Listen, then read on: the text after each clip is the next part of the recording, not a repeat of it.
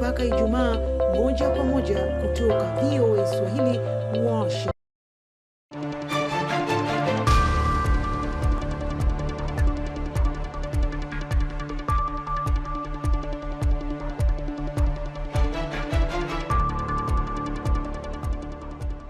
Hello, I'm Esther Guido-Yuart. It's Friday, January 13th. This is Africa 54.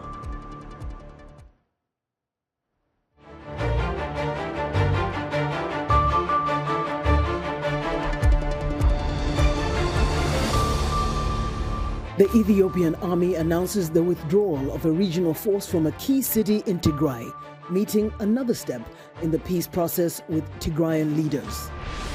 After years of being teased and taunted, Nigeria's female bouncers are proud of their bodies and their profession.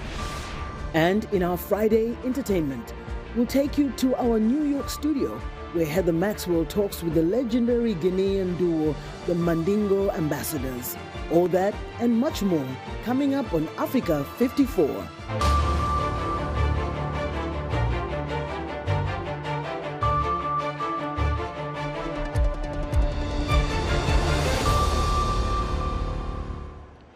The Ethiopian army has announced the withdrawal of a regional force from a key Tigrayan city under a peace deal to end 2 years of war. The announcement comes as 2 European ministers met with Ethiopian Prime Minister Abiy Ahmed in Addis Ababa. VOA's Paul Ndiho has more. The French and German foreign ministers visited Ethiopia on Thursday, one day after the Tigrayan forces announced they were starting to surrender their heavy weapons, a vital component of the November 2nd agreement to silence the guns in the East African nation. The Ethiopian army says the Amhara special forces, a regional force that had backed the government in the war, had withdrawn from the strategic Tigray city of Shire, meeting another crucial part of the peace deal. During a joint press conference in Addis Ababa, German and French foreign minister cautioned that a reconciliation does not happen overnight. Both called for accountability in the peace process. And precisely because we in Europe again have to experience what war and the most brutal crimes against humanity mean. The question of accountability is important for us with a view to Ethiopia's future and the peace process, but also to strengthen international law. The conflict in northern Ethiopia between the federal government and the Tigray People's Liberation Front has claimed untold lives. French Foreign Minister Catherine Corona says peace is now at hand. Believe me, like Annalena, I am well aware of the courage it took, both for the federal government and the Tigrayan leaders, to choose peace. For it takes courage and even vision to make that choice. Both ministers were in the country to promise their government support for rebuilding the war-affected areas in Ethiopia. The ministers met with the Deputy Prime Minister of Ethiopia, Demeke Mekonnen, who says the country is committed to the peace process. This is a new chapter.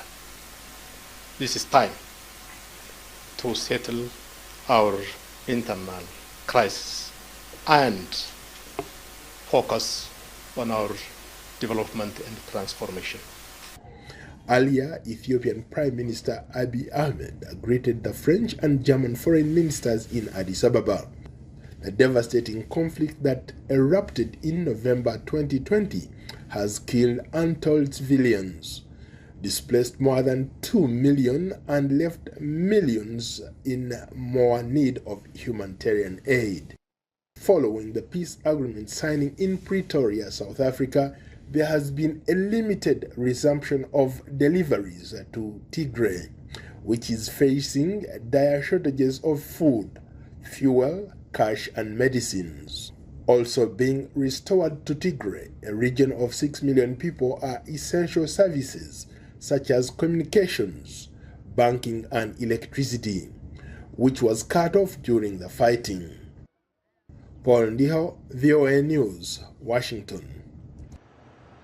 Emotions ran high as a woman testified to a Swiss court that a former Liberian rebel commander raped her repeatedly during the country's civil war. Deirdre Murray McIntosh has more. A victim testified to a Swiss court that a former Liberian rebel commander had raped her repeatedly during the country's civil war. Her testimony was heard on the first day of Aliou Kassai's appeal to overturn 22 convictions for war crimes. Kassai was a rebel commander fighting against former President Charles Taylor's army in the 1990s. In 2021, he was sentenced to 20 years in prison in Switzerland's first ever war crimes trial. Swiss prosecutors also arguing that he also committed crimes against humanity, which could increase his 20-year sentence if convicted is upheld and he is found guilty on these counts. The public left the courtroom to allow the victim, who said she was raped by Kassai at the age of 14, to continue her testimony. "If I didn't go, he would have killed me. He forced me 4 times, she told the court. Kassai told the court he had never met the woman. His lawyer says he was not present when the war crimes were allegedly committed. The rebel commander was arrested in Switzerland, where he had been living in 2014. Swiss law allows for prosecution for serious crimes committed anywhere under the principle of universal jurisdiction. Thousands of people were mutilated and raped during Liberia's back-to-back wars between 1989 and 2003 in clashes that involved drugged fighters and child soldiers conscripted by warlords. But unlike neighboring Sierra Leone, which had its own civil war at the same time and later held war crime trials, no prosecutions had taken place in Liberia. The victims testifying in Switzerland have asked for autonomy for fear of reprisal. Some former warlords still hold major positions in the country. The court will later hear a man who alleged he witnessed Kassai eat slices of a man's heart, and another who accuses him of stabbing him and ordering killings. Deirdre Murray McIntosh, VOA News. Nigeria is set to hold its presidential election on February 25th amid security concerns posed by insurgent groups such as Boko Haram. For more insight on Nigeria's situation ahead of the vote, I'm joined live via Skype from London by Bulama Bukarti, a senior fellow in the Extremism Policy Unit at the Tony Blair Institute. Mr. Bukarti, welcome to Africa 54. No, thank you. Thank you for having me. We're learning that the Nigeria's Independent Election Commission has already expressed its concerns about the security situation before the vote, and it's been turned down. But how serious is this concern? Look, the concern was expressed by an official of the Electoral Commission who represented the chairman at a public gathering. But the commission has since then been trying to backtrack from the statement, obviously under pressure from the federal government. But let's face it, Nigeria's 2023 elections would be the most challenged security-wise in the history of Nigeria. And that's because there are 3 major security concerns facing the country, the most important of them being non-state armed groups, 3 of which are the major actors in different parts of Nigeria. Number 1, there is Boko Haram, a group claiming to fight for Islam, which has been unleashing violence in Nigeria for the past 12 years, and they have killed over 370,000 Nigerians, according to the United Nations. Number 2, there is a separatist group operating in the southeastern part of Nigeria and the south-south geopolitical zone that has been targeting the Electoral Commission's offices and materials. And then in the north central and the northwestern part of Nigeria, there is a gang of about 30,000 criminal gangs that are locally called bandits, who have been abducting people and extorting ransoms, and have extorted ransom of over millions of dollars over the past 10 years and have killed over 10,000 people. In terms of Boko Haram, one of the pillars of their ideology is to disrupt Nigeria's elections. And they have tried in the past. For example, in 2015, they were able to force Nigeria's elections to be delayed by 6 weeks. And now this group has expanded from the northeast to north central Nigeria and northwestern Nigeria. And we know they are going to step up attacks around the elections. But tell me how the social media is being used right now to influence this election and discuss other issues, because we know right now this is the time. The social media is hot in Nigeria. Yeah, social media obviously has helped Nigeria's democratization process by democratizing information sharing and, of course, information consumption. But unfortunately, it is playing a big role in the fake news conspiracy theories industries. And already you would see lots of videos and photos that are going viral on social media about the different candidates of the political parties on things that are later found to be lies. We know that disinformation is going to disrupt Nigeria's election, unfortunately, and it may be able to flame the embers of unrest in the country, especially when you have people making unsubstantiated allegations on social media, and because there are no editors, no publishers to screen them out, it means anything get consumed. And unfortunately, some of what is being spread has no evidence, but is deeply believed by people who consume that kind of information. And so social media is going to be a big challenge for the elections. Maybe in 15 seconds, how are the presidential candidates addressing these security concerns ahead of the vote? No, I mean, all of them have security as the #1 priority in their agenda, but unfortunately, we know politicians sometimes don't stand by their promises. But what complicates issues further is that one of the key threat to the election itself are politicians, unscrupulous politicians who use thugs and who incite people to commit violence in places where they know they cannot win. And also we know that election results could be a flashpoint for violence, as it had happened in 2011 when 800 Nigerians were killed in the wake of election results. Right. Mr. Burkati, thank you so much for your insight into this topic. We'll get back to you before the election happens. Bulama Burkati is a senior fellow in the Extremism Policy Unit at the Tony Blair Institute. For years, Imam Thomas' body drew snarky remarks from slimmer classmates in southern Nigeria that shattered her confidence and natural affability after years of being teased and taunted growing up. Thomas has now found a niche that values what she now proudly describes as her plus-sized body. Fiona Jones reports. My name is Imam Thomas. We are Dragon Squad. They are a team of Nigeria's female bouncers, the Dragon Squad Limited. Founded in 2018, the group only employs women of a certain weight and shape, creating a safe space for plus-sized women to excel in a field that is traditionally male-dominated. I realized that women can do more, we are strong, we can do the men's job too.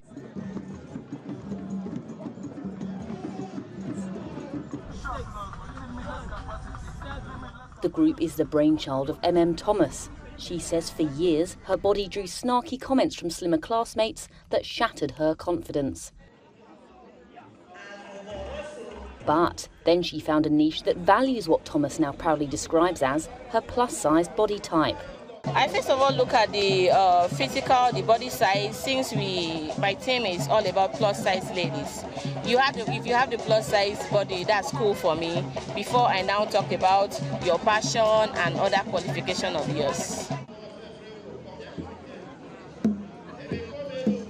The Dragon Squad 43 recruits have worked security at about 2,000 events, including house parties, funerals, political rallies and club nights. Give me this one. 23-year-old Peace Vigorous is the youngest of the crew. Before I joined Dragon's work, I was thinking women could only do tailoring work, maybe hairdressers, sell things in the market, or probably sit at home like housewife. But after I joined, I realized that women can do more, we are strong, we can do the men's job too. In addition to walkie-talkies, boots and dark glasses, the bouncers carry pepper spray. Thomas says the risk of being molested on the job is real, and that's when training helps. Women have acquired skills, strength, and most importantly for Thomas, confidence.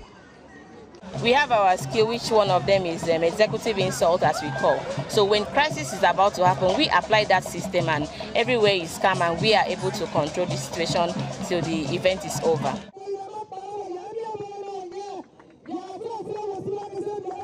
The Dragon Squad has also led Thomas to advocate for the rights of girls and women. Gender violence is rife in Nigeria, which has one of the world's highest rates of sexual assault. For Thomas, change comes with breaking the barrier to show what women bring to all sectors of society. And for Dragon Squad's client, Obongibanga Ikpe, a female team have become a preferred choice. In a few years, man must step aside. There will be fierce competition battle between the two genders, male and female. Then you, the customer, have to decide. If I want a female space squad, that's what I wanted. And you have to decide which one do you want. For me, I prefer to sing by women. That was Fiona Jones of Reuters reporting.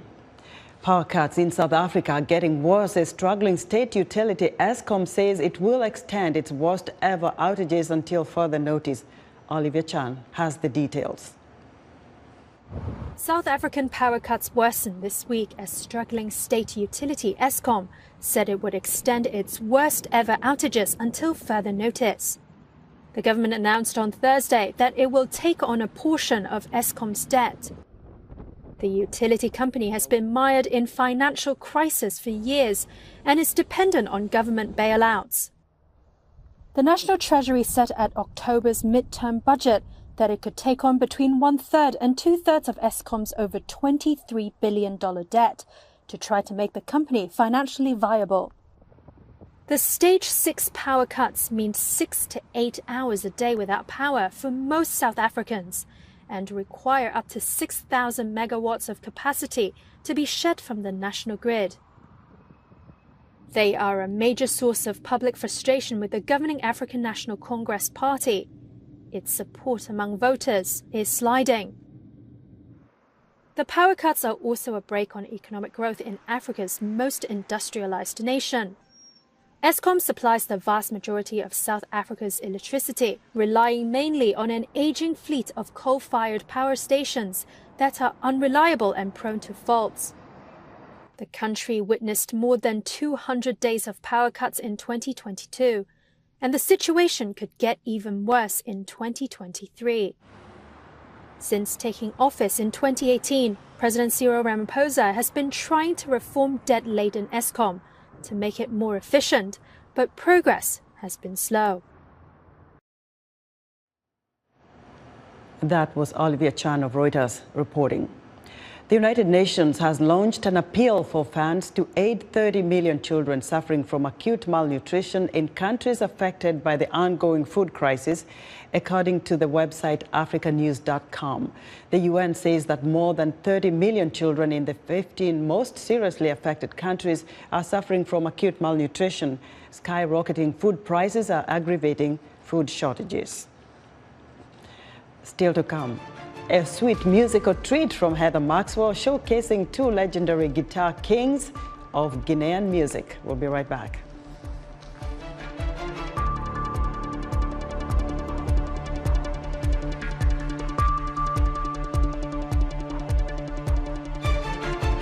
We witness a record number of women running for political seats across Africa. However, only a few of them got elected. The same scenario repeated itself across the diaspora in major countries such as Brazil and the US, home to the largest Black communities in the world. On this week's Our Voices, we'll have a look at the representation of African women and women of African descent in politics. We will hear from experts and advocates on why women's political participation is critical for democracy. Join the conversation each week right here on Our Voices.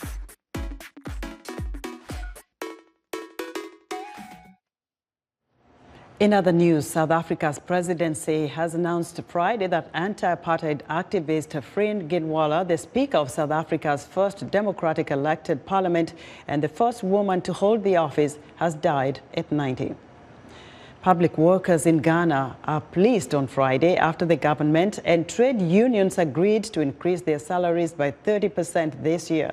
The move is retroactive to January 1st and comes as the country struggles to reduce debt and tackle rampant inflation.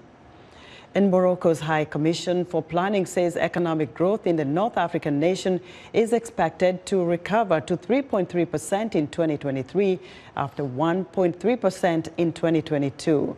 It says the growth is being driven by domestic demand. U.S. Attorney General Merrick Garland has named a special counsel to investigate how classified government documents ended up being stored at a former Washington office of President Joe Biden and at his Wilmington, Delaware home. VOA's Laura Bowman reports. It's been an embarrassing week for the White House since news broke that classified documents were found in November at a Washington think tank where President Joe Biden had worked after serving as vice president. And today, the White House announced that more documents had been found at a Biden residence in Delaware. The Democratic president spoke Thursday, saying his lawyers had gone in search of the classified papers and turned them over. As I said earlier this week, people know I take classified documents and classified material seriously.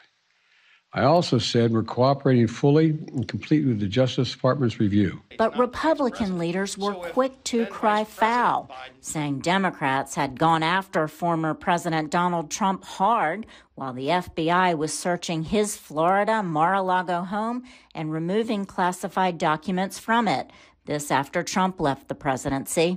Newly elected Republican Speaker of the House of Representatives, Kevin McCarthy, said this about President Biden. Here's an individual that's been in office for more than 40 years. Here's an individual that sat on 60 Minutes that was so concerned about President Trump's documents locked in behind, and now we find it just as a vice president, keeping it for years out in the open in different locations. A special counsel is investigating whether Trump committed a criminal offense in failing to turn over classified material, especially after repeated requests from the National Archives and a subpoena from the Department of Justice.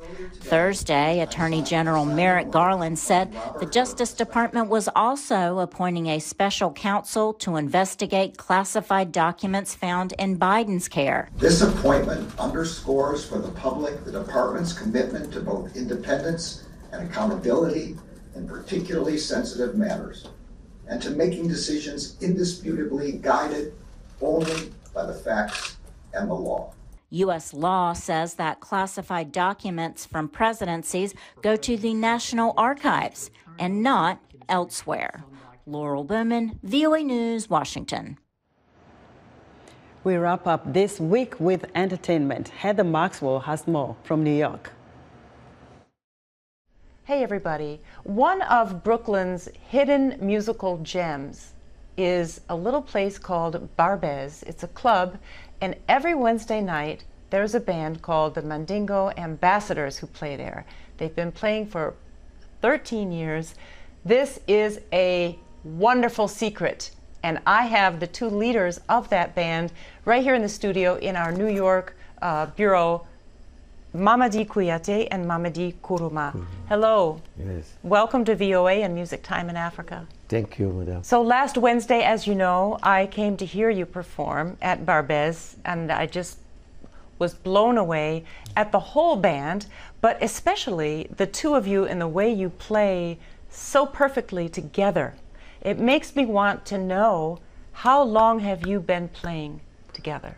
Mamadi and me, we play 15 years together, from Guinea to here. But the band, I have 13 years. The band I formed in the New York, because we have American people and Guinean people together. But I teach the 100% Mandingo music for everybody. Mandingo rhythm, Mandingo guitar, the classic music from West Africa, Guinea, We play together. Would you play something for us? Yeah.